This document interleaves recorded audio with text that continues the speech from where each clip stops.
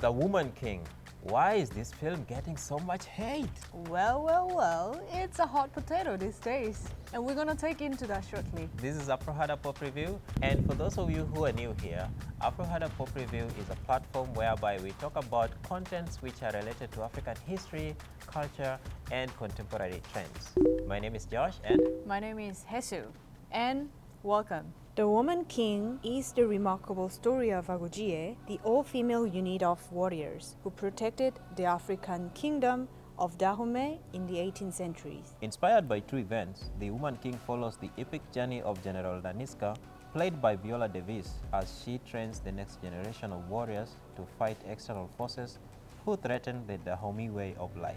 As you guys have seen on the internet, there is a lot of people complaining about this film, that they got some facts wrong. There is this issue about who's to blame for the slave trade between Oyo and Dahomey kingdom. What do you have to say about that? So the film shows that the kingdom of Dahomey had a little interest in slave trade. Actually, that was not true. Even the Oyo Empire have started as a main participants in slave trade, kingdom of Dahomey become the center of slave trade with Europeans. Even when you go to Benin today, you would see the memorial statue which dedicate to the people who got involved near beach of Ida. This is wrong by the film for sure. I think it's followed too much of this kind of hero story. Like one is become a villain and one is become a hero. But both of them have a complexity, so it's actually hard in terms of history.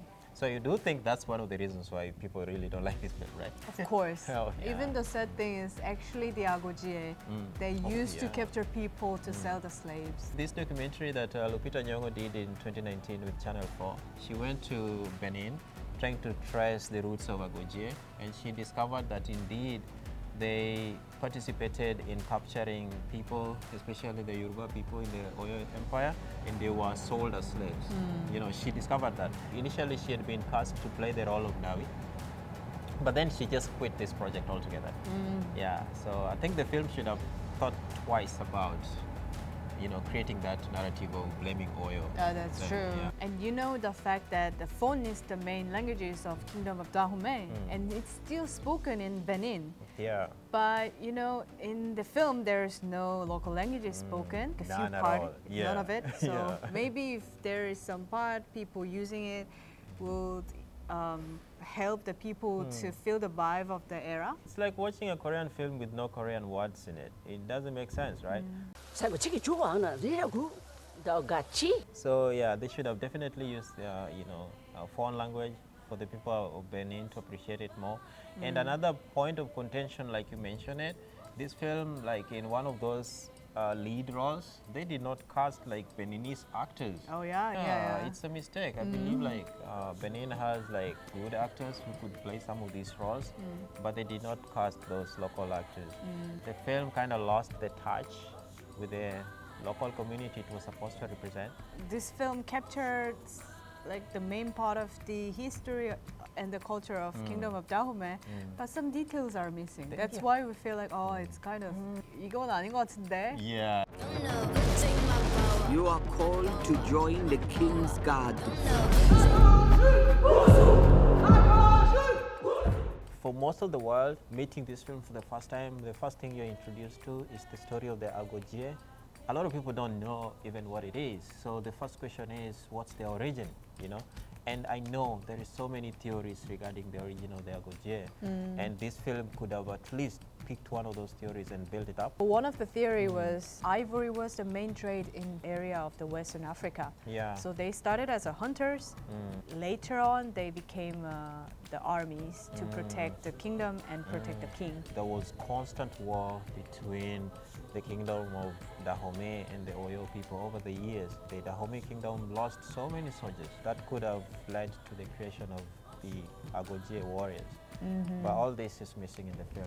The people of Dahomey, we have ended the reign of the Oyo Empire. So the age of the king, he's so young. Well, is that correct? This is not correct. They picked the era when the King Gezo have defeated the Oyo Empire and actually became the center of slave trade. The actual fact that when he was a king was like late 40s. He looked almost like 30 years old, you know? He was so young in the film. Yeah. So that's not really historically correct. We assume that he was much older than what we see in the film. So enough about, you know, lashing on these people about the stuff that they got wrong here and there. I think there were also things that we can, you know, celebrate about this film. I like the the art props. Yeah. The backgrounds of the kingdom of Dahomey. The main environment in the film was Abomey, the palace of the kingdom. Yeah. And it was well depicted with a colorful wall and the people wearing their costumes when they got trained. Also when they do the rituals. And you might also see the cowrie shells in the market scene in the beginning. Actually, they use cowrie shells as a currency when they sell products or a byproduct. For me, one thing I liked about the film is the music. We have authentic African traditional music in this film, and when they are played in the backdrop of that, let's say the palace or the village, you feel like the picture and the sound is at harmony, and I think that makes you concentrate more, and this film did a good job with that. I enjoyed a lot when I tried to search about the kingdom of Dahomey and the history of Agojie. So I think it's a good start to have a conversation about this heritage and culture. Of course. Yeah. This is a story about those female heroes in Africa, and we don't get to see those kind of stories every day. So I just welcome this film as, you know, a big project that kind of celebrates like female heroes in Africa. We still have so many heroes in Africa that need their stories to be told, you know, like Queen Sheba or Nandi of Zulu, Mekati Lili Wamenza in East Africa, Kenya. I think we need more of these projects, so I like that part of this film. Okay, so this film was released more than 5 months ago. Most of the world already saw it. And here in Korea, we are still waiting for it to be released. What's going on? Is it going to be released or not? We have no idea. Yeah. There was no news about our release in Korea. So we kind of missing the chance to see and talk about this one with Korean audience. Yeah. It shows connectivity between Korea and African culture. It's kind of still distance, right? Yeah. So guys, if you watch The Woman King, please let us know how you think.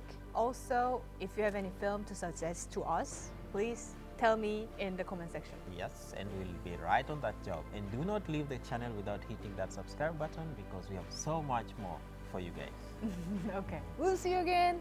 Bye. Bye. The people of Dahomey, we have ended the reign of the Oyo Empire.